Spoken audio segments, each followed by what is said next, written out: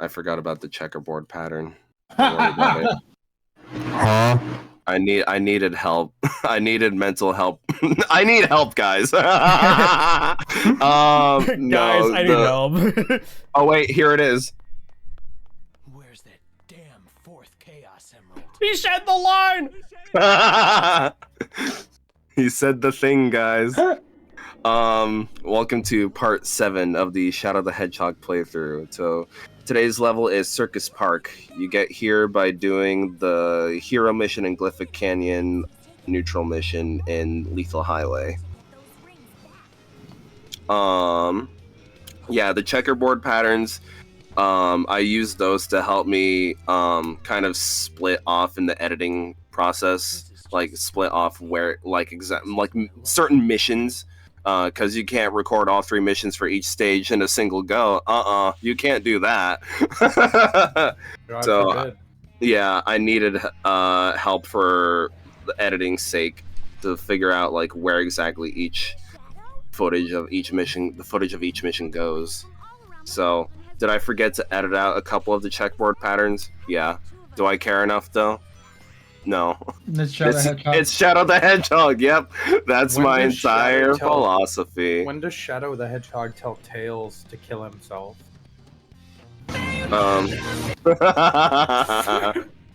I don't know. In recent times, it feels like Shadow has beef with so many characters. No, just Tails.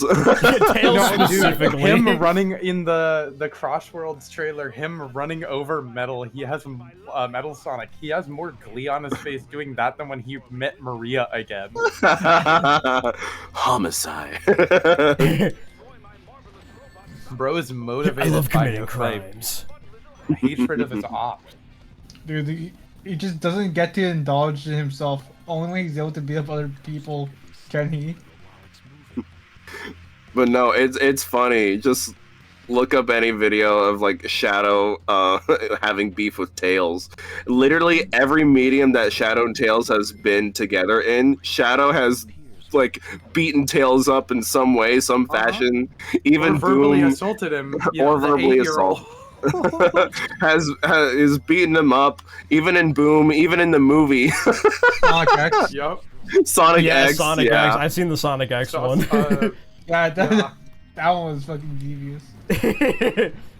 I've seen the one where I've seen the one where it's the Boom TV show, and it's a slowed down version of Shadow just grabbing Tails by his tails and throwing him around in the sky and then dropping him into the well. But it's slow motion, and it has the song "Why Do Birds Suddenly Appear?" The other thing that's really fun, dude, Tails catches strays in half of the media he's in. One of my favorite scenes that I see come up all the time is Rouge kissing Tails and then throwing him out of the ring in Sonic X. I remember. Fighting ring. I think Kissing the 8-year-old. How old is Rouge again?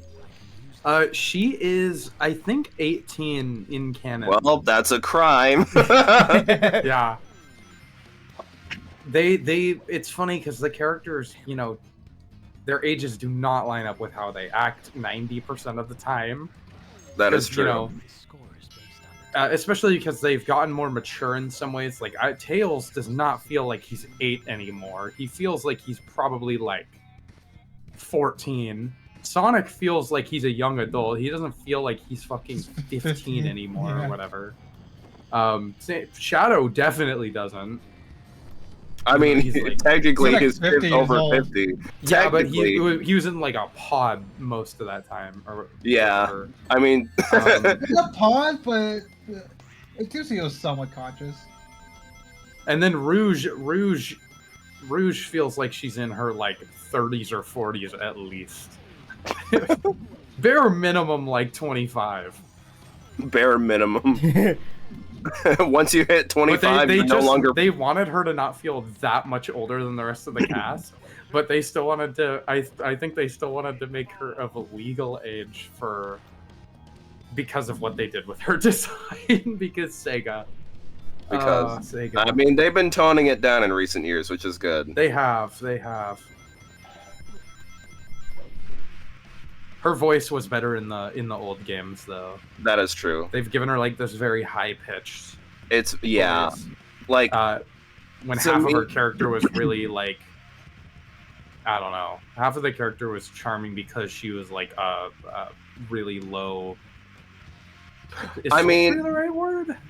I mean, I'm talking at a sultry voice right now. Hey, they're handsome. Anyways, I mean, okay, but like even then, there's a difference between how Rouge was voiced in Adventure 2 and when they brought the 4Kids actors.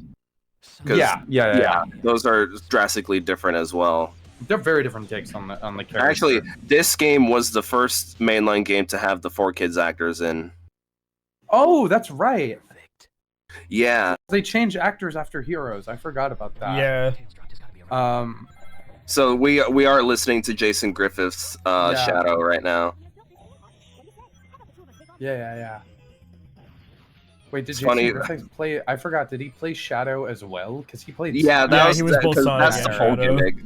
That was the whole right. gimmick for the 4Kids era, because Sonic and Shadow are one and the same thing. The the public confuses them because they're all colorblind. Mm-hmm. I love how So they're everyone like, in the why- Sonic world is a why the little hell bit not? special. Yeah. Honestly, what are your guys' like favorite Shadow voice? I don't know my Couldn't Shadow say. voice actors very well. Yeah, I don't know them very well. I know my Sonic voice actors, and mine is controversial. I actually love Roger Craig Smith. No, that's totally fair. That's totally fair. I think that obviously his scripts were terrible in like the first game he was in. It was terrible. It was mid in every game after that, up until probably it wasn't very good in Forces, but I came to love his Sonic a lot because of Boom, the show. Yeah. And then how he does the more mature take in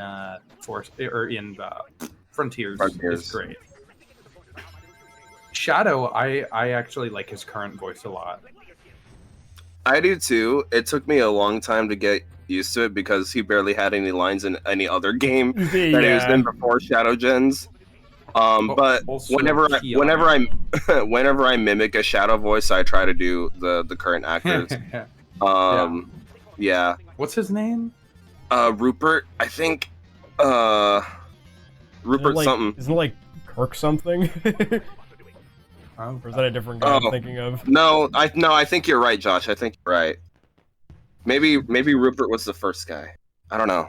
I will say, actually, Keanu's probably been my favorite Shadow so far. Basically just his normal talking a little bit. Basically. Revenge Guac. But he fits the role so well. I think it also helps that that's the most like emotionally animated depiction of him so far. Because like they did a better job putting the emotion into the characters in the movies than. Because look at this animation, bruh.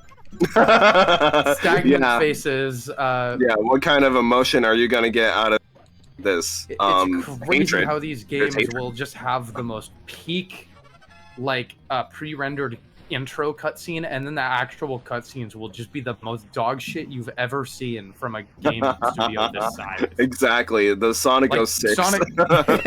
Even Unleashed looks so much better in the intro cutscene. The normal cutscenes look like what They look- 06 they're should have okay. been. The normal They're cutscenes okay. for Unleashed They're look not Yeah, fine. they're okay, but it's a like I still- with how I- good the gameplay looks better than the render or than the cutscenes. Well, I mean, That's the thing. like generally, like FMVs or pre-rendered stuff is always going to look better than the in-game Yeah. cutscenes. Yeah. So But what it's cracks me up is the lighting in the gameplay sections has always looked better to me than the actual cutscenes. And I which think that's game are we just referring to now again? Unleashed. Unleashed. Unleashed looks amazing for when it came out. I mean, Unleashed to looks this day, fantastic Unleashed for is still when you play probably it on an the. To this day, Unleashed is probably still the best looking Sonic game. To For the this time day, it came out, it looks amazing. Like, no, I still think to this day. The only closest contender, honestly, is Shadow Generations. But like,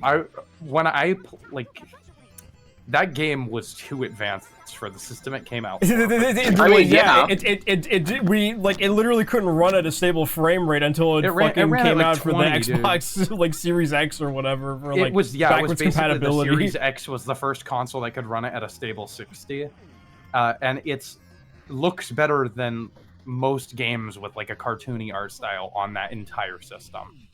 Wasn't it like also capped at 720p, like the game? And I will say it looks. I don't know. I will say it looks as good as most cartoony art style games that have come out in the last like 5 years. Probably not as good as, you know, the absolute peak AAA stuff like Ratchet and Clank, the newest one. That game looks incredibly good on the PS5. I also like how they use Ratchet and Clank Rift Apart when they're trying to distinguish graphics between the PS5 and PS5 Pro, and they look the fucking same. No, because the PS5 Pro is a waste of money. Let me spend $200 more to get a console that does what we promised the PS5 would do, and what we promised the PS4 Pro would do: 4K 60 FPS. Well, yeah, 4K 60 with AI upscaling, I'm pretty sure. Mm-hmm. Yeah, and I only learned. I only learned recently from one of Scott the Waz's latest episodes about Pro consoles, because the PS5 Pro console was marketed so be like, you know, quality mode and performance mode, we can finally combine those, and then when you pop in something like Spider-Man 2, you get like quality mode, performance mode. Quality mode Pro, performance mode Pro. You get four different graphic settings. That video a couple days ago. I religiously watch Scott's Stash. I actually watch more than his main channel. I mean, no, Scott Stash is his main channel. Oh, yeah, he uploads a lot more. Yeah, I saw a comment in one of the Scott the Waz episodes like, man, I'm glad Scott finally took a break from his main channel, Scott Stash, to upload to his side channel. Oh my God. I enjoy the videos more on Scott Stash because I like that they're more low-key. And I also like when he goes, I like hardware videos. I like when he goes over actual hardware and stuff, and he doesn't really talk about specific game hardware much on like Scott the Waz, because he's done it already a lot.